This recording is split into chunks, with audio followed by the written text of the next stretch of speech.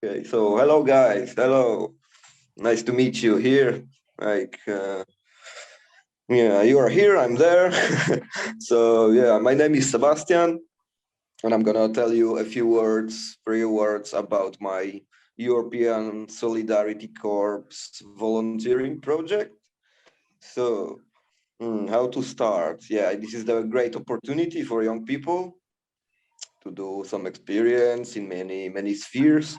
So I decided to go to change something in my life, to learn something, to learn new cultures, and to meet many people. And yeah, actually after 6 months now, yeah, I met a lot of people and I learned a lot of stuff. So, but from the beginning. I was like you here on this youth exchange many times in Poronin, so it feels for me like home, and I love this place. So after a lot of youth exchanges that I participate, I decided to maybe go some further, let's say, and to do bigger experience. So I decided to leave for volunteering projects. So how it was started? Yes, I was talked to some guys. How can I do it? So I found the web page of European Solidarity Corps, and then you can if you log in, register yourself, you can search for opportunities from different countries and from different organizations, and then there can be like volunteering or internship or even like some kind of jobs. So I decided to take the volunteer. So the possibility to join to some project is you can put your data in this website. I will send the links maybe later if you want. So yeah, you put your CV there and your data, and also the organizations can check for your profile if they look for any candidates, and you can also apply by yourself to them. So in my case, it was my organization found me and contacted me. So yeah, it was like quick decision, let's say, 1 week, because they are already applied for the project, and I had to do quick decision, so I did, and don't regret it. And so yeah, and the practical stuff. So when you apply, you have to, write some motivation letter or something. Like it depends on the organization, but yeah, mostly there you have to fill the form, uh, write something about yourself, why you wanna go there, and what do you expect. So yeah. So how does it look? And if they accept you, the process is starting. So basically, if you want to go, you have to find you have the hosting organization, and you have to find the sending organization. So sending organization, it will be from your country.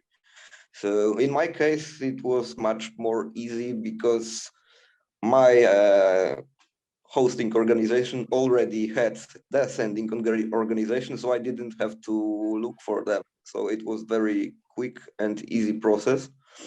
And yeah, so the task of both of organizations, of course, supporting you, provide you every document.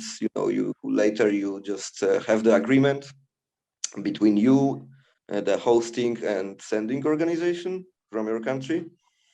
What else? Yeah, and after that, you have to go to like, okay, I didn't go for training. It was online training, of course. You know why? So there is like preparing training for this volunteering project, and yeah, you can learn their basic stuff. How is it going? So normally, when you are volunteer. You have some kind of because the organization hosting organization gained the money from Erasmus. from European Union, basically. So they got the money for you, and in my case, there's a special, let's say, budget, and it covers the accommodation, the food, uh, and also pocket money. So it has to be provided to you, you know. And yeah, you have to fit this budget to all of this expense. So you have to find your flat. And of course, you have like I had a great help from my organization, and you have to yes find the flat and set the details about the rent. You can choose to live with someone, or you can choose to live alone, but of course yeah, it depends. If you want to live alone, it will be more expensive and more hard to find. And if you with another flatmate, yeah, of course, it will be less expensive. So you can gain more pocket money and more money for food. Yeah. So yeah, after you arrive, yeah, okay, maybe I will talk about my organization. So my organization, the name is Casa da Horta. So it's mean in Portuguese. It's mean the house of garden. So I'm in Porto, Portugal here. And what we do like many different stuff. Like for example, our basic is vegan restaurant. We like our association. It's not a restaurant, but it's more like association. But we provide food to the people and drinks, and it's all vegan. So we are very promoting the health, living the ecology as well. So during the week we have a lot of activities like concerts or exhibitions or pub quizzes or different workshops in many spheres. So what I do mostly, yeah, I help in the bars sometimes. And I'm not to like I try not to destroy anything. So yeah, I help with in the bar, like stuff like pouring drinks and cleaning. So for the beginning, it was very hard for me, because I'm also visually impaired, like I believe some of you, right? So, but I got very good help from my mentors, from my friends, from my colleagues from the work. So I started to do it better and better. So like I think if you have some limits, there's no limit. Like don't think about it. Like treat it like your advantage, because you have to do more effort, but after this you will be more satisfied with your work, with your effort, because you need to hard you need to work more hard, right? So yeah, what else? Maybe you want to know something. I don't know. Maybe ask me some questions, because it's a lot of thing, and for now, yeah, maybe you can ask me something. What's your age at this moment? What? What's your age at this moment? How old My are you? age? How Age. old? How old? Yes, okay. So this is very important. I am 30 now, but it was last call for me, because um, you can go by volunteering project when you are 18, and yeah, until 30. So you cannot go when you more than 30. So this is important. Yeah, when you are 18, you can go. And yeah, so I'm 30. Yeah, so that's the very important. Remember this, because yeah, if you are older than 30, you cannot go, basically. Yeah. So what else? Uh, Yeah. Yeah. Question: how your typical day looks like? Your Typical what? day. A typical day. Okay. So my typical day. Uh, Normally we start work at 4 p.m. Like our shift is starting, and mostly I work twice a week, once a week. It depends. Sometimes I work more, but normally, yeah, my day it's like a regular day.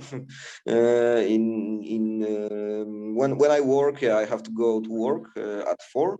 So then I have to prepare with my other colleague from the shift. I have to prepare the bar. We have to do some cleaning.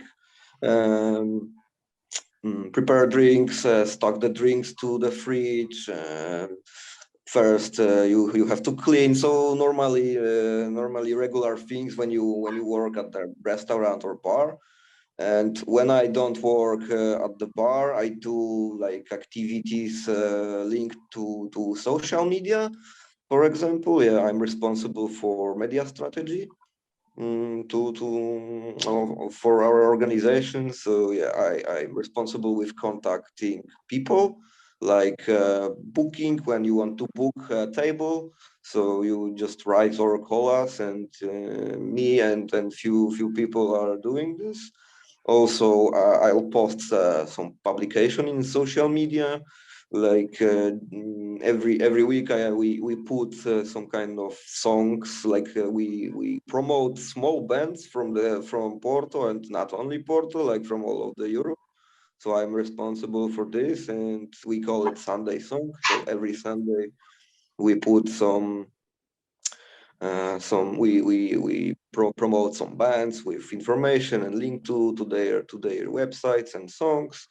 And also I'm responsible for weekly agenda. Every week we have to post the poster, like with events for the week, the whole week. And we are open like from Tuesday until Saturday, and sometime when it's some kinds of events, we are open on Sunday, but mostly Tuesday till Saturday. And the week looks like at now currently at Tuesdays we have Irish music traditional jam session. So people are gathering and play Irish nice music. Mm, Wednesdays, sometimes there are like events like exhibition, but not every Wednesday, like maybe every 2 Wednesdays. Or yeah, like yesterday we had pub quiz, so I was hosting it. It was a lot of fun, a lot of people. And Thursdays we have Balkan traditional music night. So it's like similar like the Irish one. So yeah, there are a lot of people playing, and normally you just join. You can join if you want to the jam session, and you can just chill, drink some wine, and listen to good music. Fridays we have traditional dish from Porto. We serve it vegan style. It's called francesinha. Mostly it's like huge toast with original one. It's full of meat. Like it's meat, and meat. Like sausages, ham, chorizo, and stuff. And all of it, it's like watered with super fat and sauce. And the sauce is made with beer and Porto wine. So it's bomb. Like if you are super hungry, you can eat francesinha, but look out. Even the vegan version, so you can find it in Casa d'Horta. Even vegan version is super huge because it has a lot of mushrooms, lot of vegetables and tofu and stuff, and the sauce, of course. So yes, and Saturdays mostly we have concerts. Yeah, like local bands are coming to visit us and play, and also not local bands from different country as well. So as you can see, there is a lot of activities. So I cannot be bored. Yeah, that's what my regular week look mostly. Yeah, so that's how it look like my week. Yeah. So Anything else? Yeah. Any other Mm. Questions? Yeah. Are you fully blind or partially? Partially, yeah. I'm visually impaired, so I can see. I can see, like, I don't know how to. Yeah, it's always hard to describe how you can see, but yeah, mostly I can manage to go by myself somewhere, but I use my stick sometimes, my cane, especially when I don't know the location. And when I came to Porto, I was totally alone. Like, maybe not alone, I have the support, but you know what I mean. I was like without my friends, without family, so I have to find my new friends. And from the beginning, I got, of course, a big support, but it's always like this. If you have some limits, let's say, when you are visually impaired and you are in totally new country with different culture, with different lifestyle. It's always it's normal to be a bit afraid, but in each day it's getting better and better. So I acclimatized, I think, quickly. And yeah, the people, like random people on the streets, were very, very kind and helpful. I remember I was shocked when when I was looking for, when they saw when I got lost or something, they were also helping. And I think the Portugal is very good place to live, to go to kind of experience, because of the people, because nice climate, and mostly people speak English here, so it's a very good advantage on the beginning. So you can also learn the language, and it's nice. I try to do it, but honestly, I'm a bit lazy to learn Portuguese. What I can say, it's like order a wine and some basic stuff, but mostly we work with international people, because in my association there are a lot of people from different countries. So we mostly speak English. Like, there is a lot of countries like Poland, Polish people from, of course, Portugal, France, Spain. So as you can see, it's a lot of people, international people. So we work together, like this. Yeah. Okay. Any other question? Should I proceed? I mean, you can ask, of course. Okay, what was the biggest difficulties that you get when you arrived, when you used to live there? What was the biggest obstacle for you? Yeah, the biggest difficult was to learn the city, because it's a tricky city. It's very hilly, so you have to be very careful if you don't see so well. So it was the most difficult moments for me to learn how to walk there. And it's crazy, because when you walk through the street and you cross the street, people many times, like almost all the time, cross the red light. So don't follow people, guys. Here, you have to you have to manage by yourself. I use like my telephone or monocular to see the lights, or there is the sound, but sometimes it doesn't work properly. So I think this is the most difficult stuff, but it's manageable. Don't worry. Like, after few weeks, it's you will totally manage, and yeah, you can also count. Like in my case, of course, I can also count on other people. But the most important thing, I couldn't do it because my project was already applied. But if you contact with some organization, I think you can have extra, let's say, extra money. For example, for example, you can have your own assistant. You can take someone I think some your friends or someone, and they and also it includes you and your friends, your assistants, accommodation and food. So it's super nice advantage, I think. And also the organization can extra money for like special equipment if you need some. But yeah, the most important thing, you have to like they have to apply it very early stage. So in my case, I couldn't they couldn't provide it because it was too late. Yeah, because they found me very late and the project already was applied. And yeah, I talked to them, but they say no. But I think you should know that because it's very helpful, I think. Yeah. So yeah, you have another question.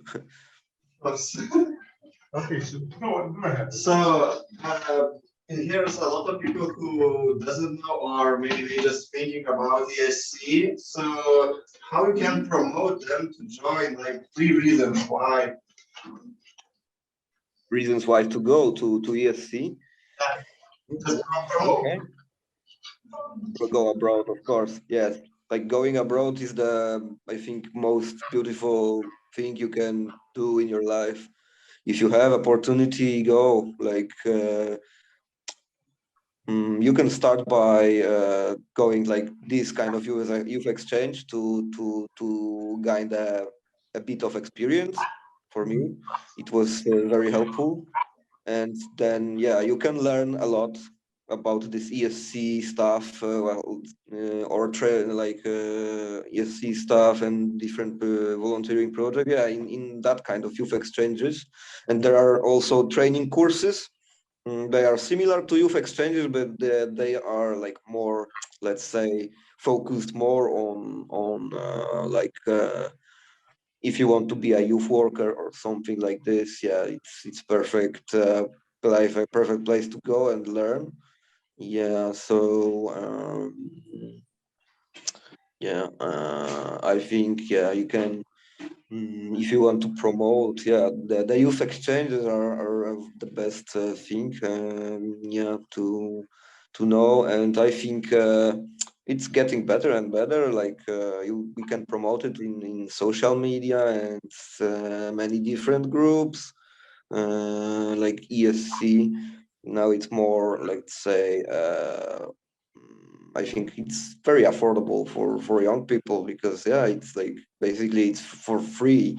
So I really encourage you to discover new cultures, discover like new places. You can learn a lot. Like you can learn how diverse is Europe and world, but mostly like we are the same people, and I think this is the most valuable for me. Like yeah, if you know some new culture, you know some new people.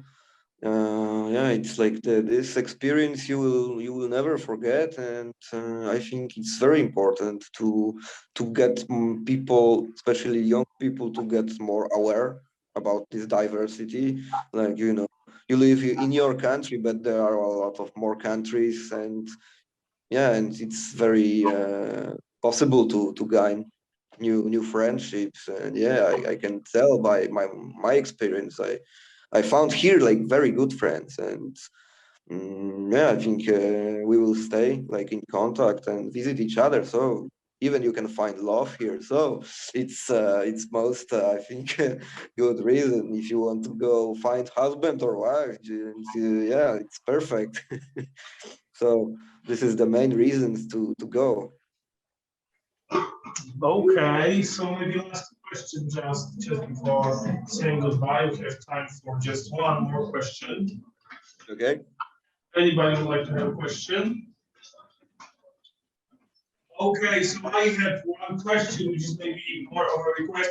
Could you show us outside of your room, like how it looks like in Portugal right now? Could you show us? Yeah. Wait a second. Yeah.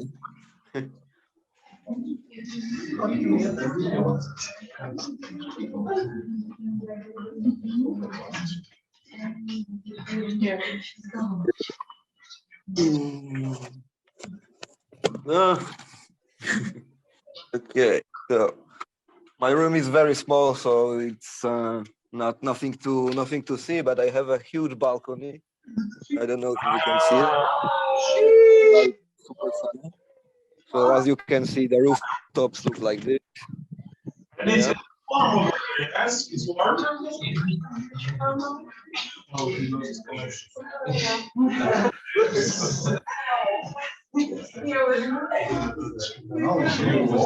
Wasn't expecting that. So there's a good sign. You can help here. I don't know if you can see it. Yes, we can see So it. that's what it looks like. Okay, we are losing connection, I think. Come back to him. Yeah. Is it warm over there? Okay, can you hear me? Yeah. Yes, right now we can. Do you have like warm over there? Is it warm? Hey, what? I cannot. Is it warm right now in Portugal? Now it's I think 13 degrees, but it will be like it will be more. Like I think it will be later. It will be 16 or something.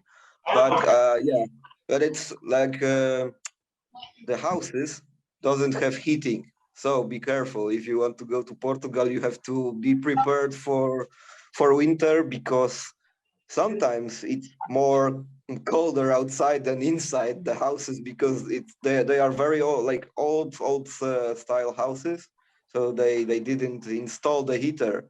So sometimes when the night it's much colder, like 5 degrees, no, it can be a little cold. So yeah, this is you have to know about it.